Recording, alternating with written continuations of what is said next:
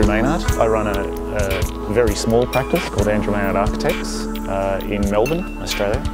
And I'm originally from Tasmania, which is a small island at the bottom of Australia. And my practice, we're deliberately small. So we do two things. So we do built work, small scale, and also polemical work. So one thing that, one project that a lot of people know is the Styx Valley protest shelter, the CV08 robot, where it is deliberately, it's got nothing to do with trying to achieve a built outcome. It's about actually reacting against the economic machine that practice is. So if we have a monthly billing cycle that we fall into, this conservative capitalist nature of practice, then these are sort of a way to break or jar that consistency of practice. So Will Alsop yesterday said, I loved his quote, he said, architecture is building with something. And as I get older, he said, I realise more and more that nobody knows what the something is. It's this, I don't know, this delight that Paul Finch was talking about.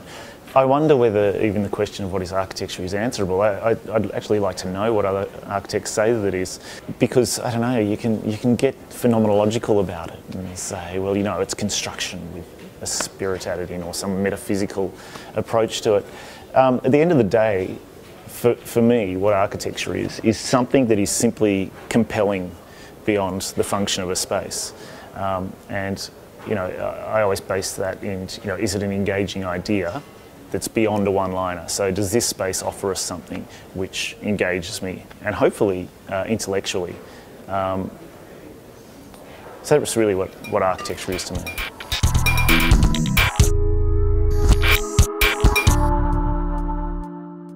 If you're talking about innovation, it's really, for me, it's about engagement. I actually want to be interested in what I'm doing. So quite often we'll just really invest in an idea, and that could be something that is innovative on a, I don't know, a projection to the future, or it could just be something that is really playful that, you know, I'm into on that particular day that we're doing it.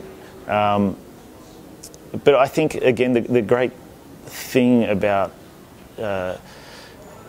my practice is simply because we, you know, over doing it for 10 years now, it's having the discipline to then go and stop the paid work, as terrifying as that is, just stopping it because I've got some goofy idea that I want to explore, like a house made out of skeletons. And I think that's where actually the intellectual rigour, if you want to call it rigour, or the innovation comes in my practice. Number one, I'm not a very good networker because I'm actually can be quite antisocial. I think one of the reasons that I've gotten these labels about media and my engagement with media is simply because, you know, I know how to use the internet. You know, I know how to make a web page, and but beyond that, it's sort of this more this broader cultural engagement. You know, we're architects and we are trying to make ourselves relevant to the world. And one of the biggest areas of engagement is the media. Media really dictates so much of our lives and common opinion. So it's a discourse within itself. So if you're not, so I always thought from the start, I want to be involved in that discussion. It's a very interesting agenda.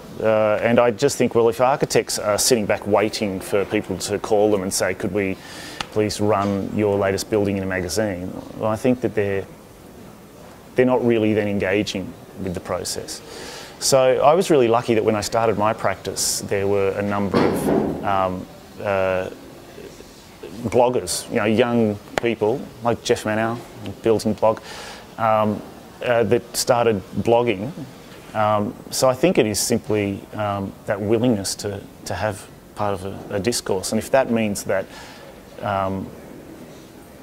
that people are so willing to publish our work along the way, well, that's just an added bonus.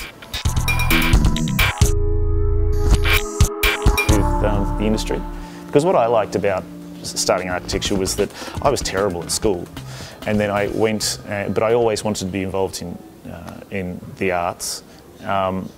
And what I liked about going to studying architecture was immediately it was apparent to me that we were being asked to be quite subversive in many ways and to question what had been taught for the last 12 years. And so I thrived in that, the subversive nature of architecture. And I think it's about being brave. If you're going to start studying architecture, you need to be brave with it, because